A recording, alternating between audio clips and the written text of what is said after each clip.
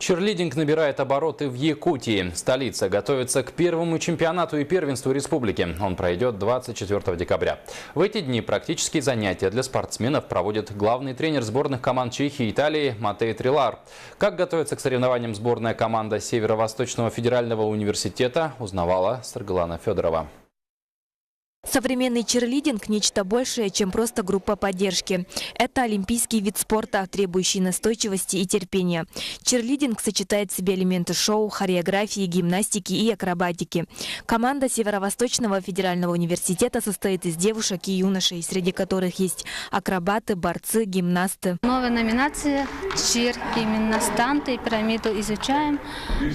Но это сложный вид спорта, нужно довериться сначала партнерам, уверенность, чтобы подготовленный человек тебя выбросил, а ты не стояла вот так столбом и так далее. Естественно, и синхронность, частота выполнения очень сильно оценивается. Презентация зрелищного и динамичного вида спорта в республике состоялась летом 2016 года на торжественной церемонии открытия 6-х международных игр «Дети Азии». Сегодня в республике чирлидингом занимаются в Якутске, Горном, Алданском, Нерюнгринском и Нюрбинском районах. 2 года назад была образована официально зарегистрирована Федерация чирлидинга в Якутии.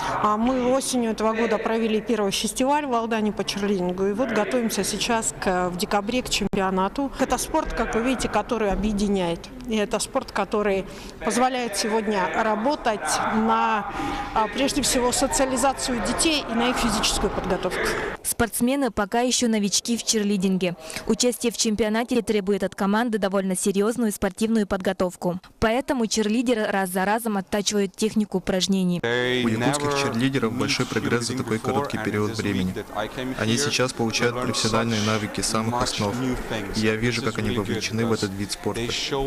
Когда они поедут на российские соревнования, далее за границу, то познакомятся с прекрасным миром чирлидинга.